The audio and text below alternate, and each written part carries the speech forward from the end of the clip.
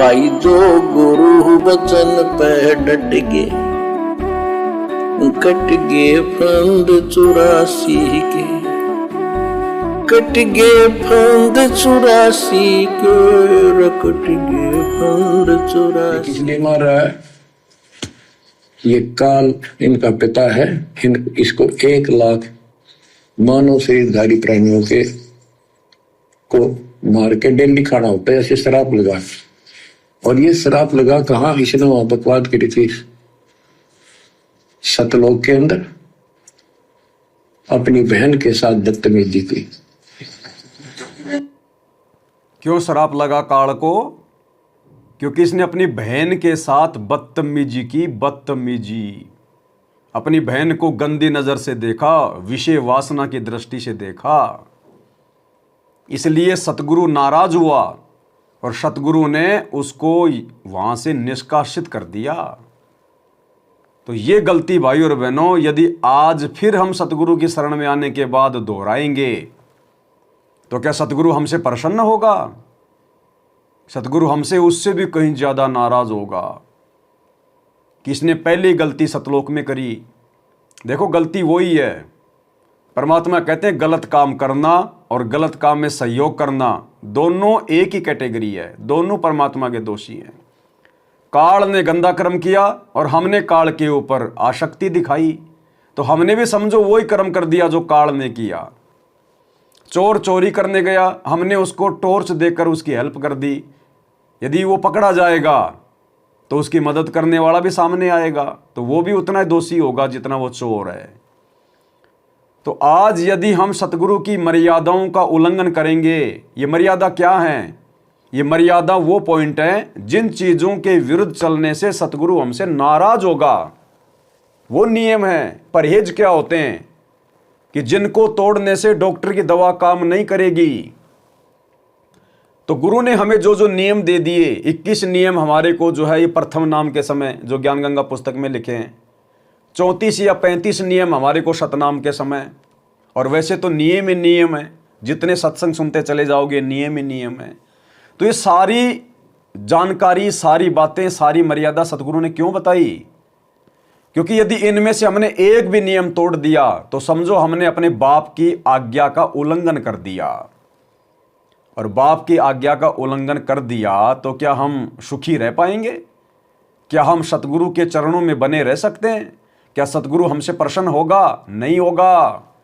अब ये आप भगत भाई बहन विचार करो जो सतलोक आश्रमों से जुड़े हुए हैं, आप लोगों ने क्या क्या नियम तोड़ रखे हैं और आप लोगों को आभास भी नहीं है। और सतगुरु किस कदर आप लोगों से नाराज है।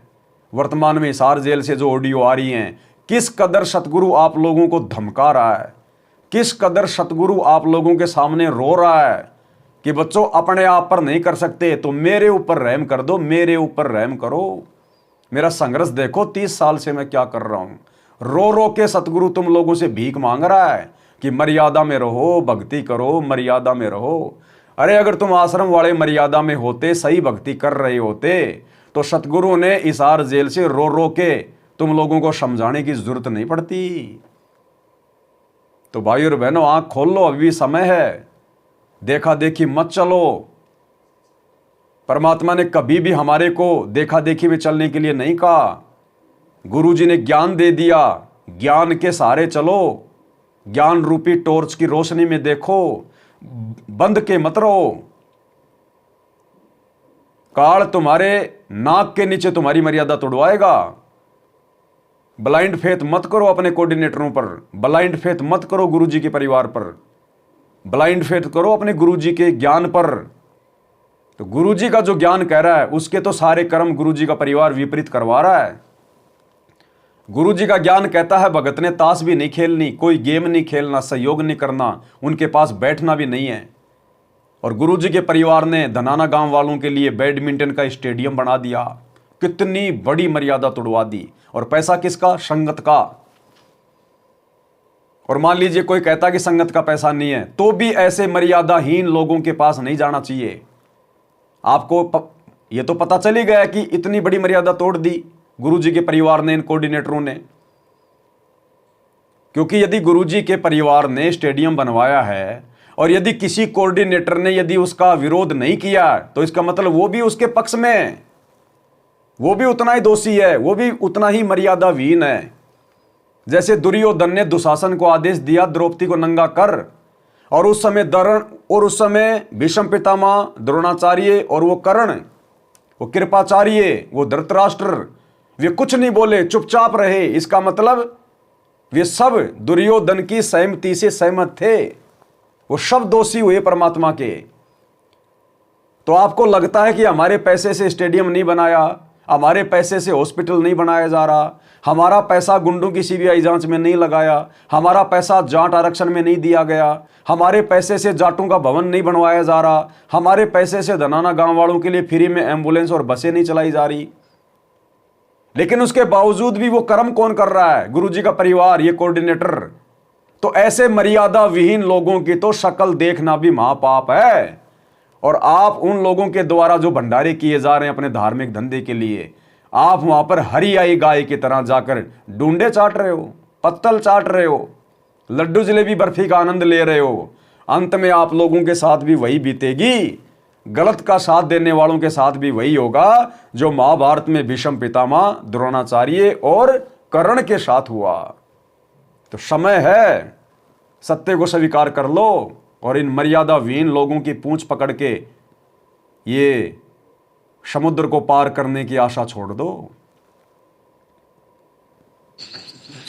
उसको वो इसके मुंह मचलेगी उन्हें बकवास करते करते। तो परमात्मा ने उसको निकाल कर कहा कि आज के बाद तो 1 लाख जीव खाया करेगा, 1.25 लाख उत्पन्न करेगा, 1 लाख मानव से एक दारी खाया करेगा, 1.25 लाख उत्पन्न करेगा, तेरा काल नाम होगा, निकल जाए यहां से। और दुर्गा भी और हम भी सारे निकम्मे देश नालायक के साथ आए थे, सारे वहां से भगा दिए ठोकर मार के परमात्मा। अब गुरुदेव क्या करें? वो दुर्गा, काल और हम भी सारे निकम्मे। तो हम में तो भाई अपने गुरुजी भी आ गए। तो क्या गुरुजी भी निकम्मे थे? क्या गुरुजी ने भी सतलोक में काल के ऊपर आस्था लगाई थी? जो गुरुजी कह रहे हैं कि हम सारे निकम्मे। तो भाई अगर गुरुजी भी निकम्मे हैं, गुरुजी भी एक आत्मा है, और गुरुजी भी अगर सतलोक में काल के चक्कर में आ गए, तो आज गुरुजी हमें कैसे मोक्ष दिला देंगे? गुरुजी तो फिर हमारी कैटेगरी के हुए। तो समझो अपने परमात्मा को, समझो अपने गुरुदेव भगवान को। ये आप और हमें ये बातें समझाने के लिए स्वयं को परमात्मा होते हुए एक जीव कैटेगरी में शामिल करते हैं, एक जीव कैटेगरी में। अन्यथा जो आत्मा वहीं काल के ऊपर आसक्त हो गई, और सतगुरु ने जिसको सजा दे रखी है, और आत्मा है तो बार बार मां के गर्भ से जन्म लेगी। तो जो खुद जन्म और मरण में है, वो भला हम भक्तों का जन्म मरण कैसे समाप्त कर देगा? तो सतगुरु के इन शब्दों को समझना चाहिए, पकड़ना चाहिए। सतगुरु यदि हम भक्तों के साथ अपना नाम जोड़ते हैं तो हम भक्तों जैसे नहीं हैं, आत्मा की कैटेगरी में नहीं है। ये तो आप और हमें समझाने के लिए सतगुरु इस प्रकार के शब्दों का प्रयोग करते हैं। तो समझो अपने सतगुरुदेव भगवान को, अपने परमात्मा को। निकल जाए यहां से। और दुर्गा भी और हम भी सारे निकम्मे देश नालायक के साथ आए थे, सारे वहां से भगा दिए ठोकर मार के परमात्मा। हम पापी है, अपराधी है, दुष्ट है, हम बहुत निकम्मे और नीच है। ये परमात्मा साथ में अपना नाम जोड़ के कि हम दुष्ट हैं, पापी हैं, निकम्मे हैं, नीच हैं, अपराधी हैं। गुरुदेव आप और हमें कह रहे हैं कि नालायको, तुम उस परमात्मा के यानी मेरे, तुम अपराधी हो, तुम दोषी हो, तुम पापी हो, नीच हो, दुष्ट हो, और वही दुष्कर्म तुमने यहां शुरू कर दिए मेरी शरण में आने के बाद भी। भाई और बहनों, इसार जेल से ही सतगुरुदेव भगवान किस कदर नाराज होकर, क्योंकि सतगुरु तो अंतर्यामी है ना, सतगुरु को तो सब कुछ पता है, अंतर्यामी है। तो इसार जेल से जो ऑडियो आ रही हैं, उनमें से एक ऑडियो मैं आपको सुनाता हूं। खुद गुरुदेव इन सतलोक आश्रम वालों के विषय में, कोऑर्डिनेटरों के विषय में। अब गुरुजी किसी का नाम थोड़ी लेंगे, नाम तो गुरुजी ने उस कोऑर्डिनेटर का भी नहीं लिया, जो अपनी गुरु बहन के साथ में अश्लील चैटिंग करता है, अश्लील बातें करता है। अब जो अश्लील बातें करता होगा वो सारे काम करता होगा।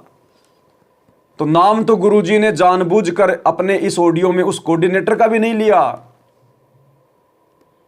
लेकिन ये सारे कुक्रम सब कर रहे हैं क्योंकि गुरुजी का डर नहीं, किसी को गुरुजी का भय नहीं, कि गुरुजी तो जेल में बैठे हैं और गुरुजी का परिवार अपनी मस्ती में, अपनी मौज में, उसको तो पैसा चाहिए। गुरुजी का परिवार अगर संगत को मर्यादाओं में बांध के रखेगा तो आश्रम में जाएगा कौन, आश्रम में आएगा कौन? तो गुरुजी का परिवार तो चाहता है कि इनको लोभ लालच दो, इनको ज्यादा से ज्यादा आश्रम में बुलाओ, लड्डू जलेबी बर्फी का प्रचार करवाओ, आश्रम में आएंगे तो दान धर्म करेंगे, ज्योति पाठ का पैसा देंगे और हम फिर राजनीति करेंगे, भाईचारा निभाएंगे जाटों के साथ। तो गुरु ने नाम किसी का नहीं लिया, लेकिन दोषी सारे हैं। गुरुजी सबसे नाराज हैं, सभी कोऑर्डिनेटरों से, अपने परिवार वालों से, अपने भाई बंधुओं से, क्योंकि मुख्य लोग तो यही हैं जिनके पीछे संगत चल रही है। अरे संगत तो वैसा ही करेगी ना जैसा मुख्य लोग करेंगे। तो गुरुदेव ने दुखी होकर हिसार जेल से आए हुए इस विशेष संदेश में क्या कहा है? पूरी संगत के लिए, सतलोक आश्रम वालों के लिए गुरुदेव कह रहे हैं कि बच्चों, अच्छे इंसान तो जगत वाले भी ऐसा नहीं करते जैसा तुम भगत कर रहे हो। यानी जगत वाले तो सारे नीच काम करते हैं। तो गुरुदेव कह रहे हैं तुम तो जगत वालों से भी गए गुजरे हो, दुष्ट हो, नीच हो, इतना ज्ञान लेने के बाद भी, और इस बरवाला कांड के बाद इस परीक्षा के समय में भी तुम लोग आंखें बंद करके सो रहे हो। और क्या क्या कह रहे हैं परमात्मा। अगर कोई समझदार भाई बहन उन आश्रमों से जुड़ा होगा और अगर अपने गुरु को परमात्मा मानता होगा तो अपने परमात्मा के ये वचन सुनकर जिंदगी में उन आश्रमों की तरफ कभी पीठ करके नहीं सोएगा जब तक गुरुजी हिसार जेल से नहीं आ जाएंगे। क्या कह रहे परमात्मा? आपस में खेचातानी रखते हो अभी भी भगत हो गए। अच्छे इंसान तो जगत वाले भी ना करते ऐसा जैसे भगत कर रहे हैं। अच्छे इंसान तो जगत वाले भी ना करते ऐसा जैसे भगत कर रहे हैं। अच्छे इंसान तो जगत वाले भी ना करते ऐसा जैसे भगत कर रहे हैं। किसी को छोटी सी सेवा दे देते, कोऑर्डिनेटर बना दिया, वो ने सोचा मैं खुदा बन गया। और इतना शिक्षा तो पड़े, मजदूर बनो सीखो, मजदूर। और कई देखा है कि कोऑर्डिनेटर या जिसकी जो भी व्यवस्था लगाई जाती है व्यवहार भी ठीक नहीं करते, धमकान लग जाते, फुरकान लग जाते। और कुछ ऐसी भी शिकायतें आई हैं जो बहन बेटियों के साथ गलत मैसेज भी डालते हैं। तो वो दुष्ट लोग ना तो कोऑर्डिनेटर के योग्य है ना वो भगत के योग्य। और कुछ ऐसी भी शिकायतें आई हैं जो बहन बेटियों के साथ गलत मैसेज भी डालते हैं। तो वो दुष्ट लोग ना तो कोऑर्डिनेटर के योग्य है ना वो भगत के योग्य। और कुछ ऐसी भी शिकायतें आई हैं जो बहन बेटियों के साथ गलत मैसेज भी डालते हैं। तो वो दुष्ट लोग ना तो कोऑर्डिनेटर के योग्य है ना वो भगत के योग्य। तो ऐसा तो संगत में कुसंगत उपजेगी और ऐसी कुसंगत होगी फिर हम रखेंगे नहीं उसको खेत में। किसान उस कुबाड़ को पाड़ कर खेत तो बाहर फेंक देता है, तो उसको मिशन से निकाल दिया जाया करेगा। सुधर जाओ, एक के नहीं सुनी जाया करती, दिशात्मक शिक्षा दी जाती है। ये 4 मिनट की ऑडियो है और ये विशेष संदेश नंबर 66 के अंदर है, सुन लेना। अगर तुम्हें लगे कि पवन दास तो गुरुजी की आवाज़ में नकली ऑडियो हमें सुना रहा है, ये पवन दास ऐसे कुकर्म नहीं करता भगवान की नकली ऑडियो बनाने की। ये भी मैनेजमेंट वाले कर रहे हैं, AI का इस्तेमाल कर रहे हैं। विशेष संदेश ये तो पवन दास नहीं भेज रहा, आश्रम वाले भेज रहे हैं। तो विशेष संदेश नंबर 66 को सुन लेना, शुरुआत से लेकर 14-15 मिनट तक ये सारी बातें कह रहे हैं गुरुदेव। तो कहाँ गुरुजी तुम लोगों से प्रसन्न हैं? कहाँ गुरुजी तुम्हारे ऊपर मेहरबान है? तुम लोगों ने तो गुरुजी का खून पी लिया, खून। अरे सतलोक में परमात्मा को पहले हम नाराज करके आ रखे और यहां भी तुम उस परमात्मा को नाराज कर रहे हो इतना ज्ञान देने के बाद भी। सरेआम सत्संग में गुरुजी ने बोलना पड़ रहा है कि अच्छे इंसान तो जगत वाले भी ऐसा नहीं करते जैसा तुम भगत कर रहे हो। तो वर्तमान में सतगुरुदेव भगवान कह रहे हैं कि मेरे भगत तो जो आश्रमों से जुड़े हुए हैं जगत वालों से भी गए गुजरे। और यही तो हम सत्सेवक आप लोगों को समझा रहे हैं कि तुम किन लोगों के पीछे चल रहे हो, इन कोऑर्डिनेटरों के पीछे, गुरुजी के परिवार के पीछे। ये तो पहले से रिजेक्टेड है गुरुजी के द्वारा, बरवाला कांड से पहले ही परमात्मा ने इन सबको रिजेक्ट कर रखा है। तो भाई और बहनों, संकेतों को नहीं, कम से कम जो सीधे सीधे तौर पर जो बातें गुरुदेव कह रहे हैं कम से कम उनको तो सुनो। पवन दास की बात तो तुम्हें अच्छी नहीं लगती, लेकिन अपने बाप की बात तो कम से कम सुनो, ध्यान दो। क्या तुम्हारा बाप भी झूठ बोल रहा है? भाई भला चाहते हो, साथ संगति से जुड़ जाओ, मर्यादा में आ जाओ, गुरु को प्रसन्न करो। जिन बातों से गुरु दुख पावे उन बातों को दूर भगावे, फेंक दो उन बातों को, समझ जाओ। भाई जो गुरु वचन पे डट गे, कट गे फंद 84 के, कट गे फंद 84 के, कट गे फंद 84 के। भाई जो गुरु वचन पे डट गे, कट गे फंद 84 के, कट गे फंद 84 के, कट गे फंद 84 के। भाई जो गुरु वचन पे डट गे,